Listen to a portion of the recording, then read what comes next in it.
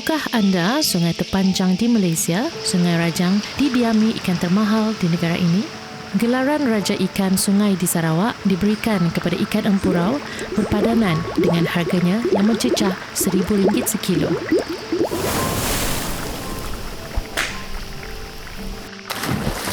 Namun, Sungai Rajang yang megah ini tinggi nilainya bukan semata-mata kerana terdapat ikan yang berharga di sini. Ianya bernilai kerana di Sarawak, sungai merupakan nadi kehidupan yang menyokong ekosistem yang kompleks serta pelbagai jenis hidupan.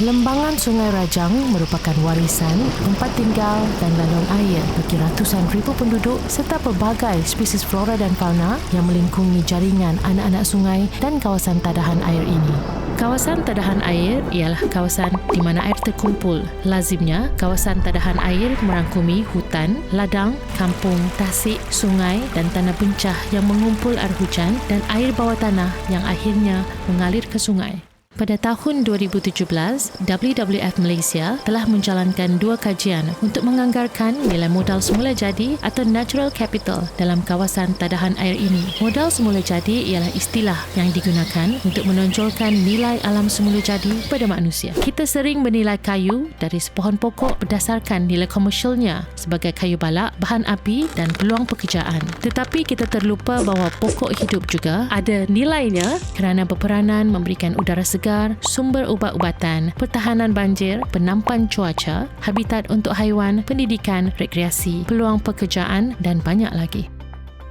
Istilah perkhidmatan ekosistem menggambarkan aliran manfaat yang kita perolehi daripada modal semula jadi ini. Sebagai contoh, kajian tersebut menganggarkan bahawa air bersih, pengangkutan dan sumber makanan yang diperolehi dari kawasan tadahan air baleh untuk komuniti tempatan khususnya adalah bernilai melebihi RM13 juta setiap tahun. Kajian tersebut juga menganggarkan nilai lain-lain perkhidmatan ekosistem di dalam kawasan tadahan air ini seperti pencegahan aliran sedimen ke dalam sungai, tarikan serta penghargaan penduduk tempatan dan pelancong terhadap hutan semula jadi dan kepelbagaian spesies, penyerapan karbon dioksida dari udara oleh hutan semula jadi yang turut membantu mengurangkan kesan kepada perubahan iklim global. Anggaran nilai keseluruhan perkhidmatan ekosistem ini adalah sebanyak RM1 bilion setahun dan dinikmati bukan sahaja oleh penduduk di Sarawak, malah limpahan manfaat tersebut tersebar lebih meluas lagi. Di samping itu, terdapat banyak lagi perkhidmatan ekosistem tambahan yang didapati dari kawasan tadahan air. Nikmat kedamaian dan ketenangan dengan adanya sungai yang bersih dan hubungan kerohanian bagi penduduk yang telah tinggal berabad lamanya di lembangan sungai ini, peluang bagi pengunjung dari dekat dan jauh untuk menghayati pelbagai kebudayaan Sarawak serta keindahan hutannya dan kelangsungan hidup tumbuhan dan haiwan liar yang unik di kawasan ini seperti harimau bintang, orang-utan, burung enggang dan empesut, rafflesia, periuk kera dan banyak lagi. Jika tumbuhan dan haiwan kehilangan tempat tinggal akibat kemusnahan kawasan tadahan air, maka kita juga bakal kehilangan hidupan berkenaan buat selamanya. Fungsi kawasan tadahan air yang menyokong hutan dan habitat semula jadi, kehidupan pelbagai haiwan dan tumbuhan serta membolehkan masyarakat tempatan mengekalkan cara hidup mereka adalah tidak ternilai.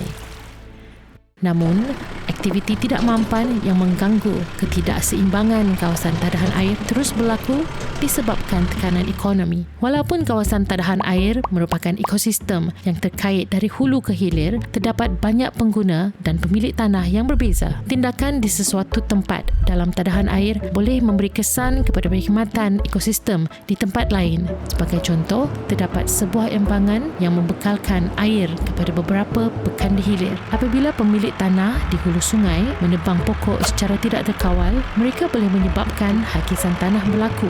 Air hujan yang membawa hakisan tanah masuk ke sungai sebagai endapan mengakibatkan pencemaran air. Ini akan menyebabkan pembekal air di hilir terpaksa menanggung kos yang tinggi dalam merawat air agar selamat untuk diminum. Pemilik tanah di hulu boleh mengurangkan risiko hakisan tanah dan pencemaran air melalui pengurusan tanah yang lebih lestari. Tetapi, ini mungkin melibatkan bebanan kos yang lebih tinggi. Namun, kos untuk menguruskan tanah secara lebih lestari dan mencegah pemendapan mungkin lebih murah berbanding kos untuk merawat air yang tercemar.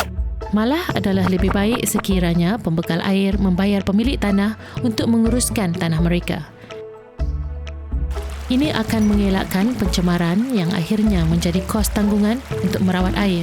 Untuk membolehkan sistem pembayaran sedemikian, kita memerlukan sistem yang dipanggil Bayaran untuk Perkhidmatan Ekosistem atau PES.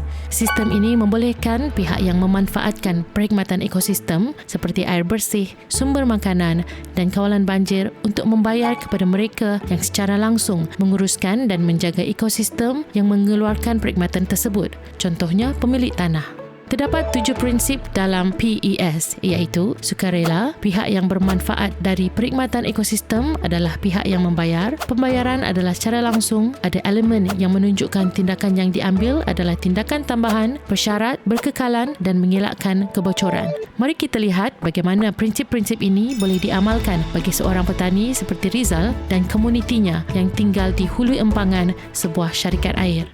Disebabkan air dalam empangan ini sentiasa menjadi keruh dan tercemar dengan endapan, syarikat tersebut ingin mengikat perjanjian PES dengan petani Rizal dan komunitinya. Ini bermaksud syarikat air akan membayar komuniti tersebut untuk menanam lebih banyak pokok untuk meningkatkan hutan riparian di tebingan sungai.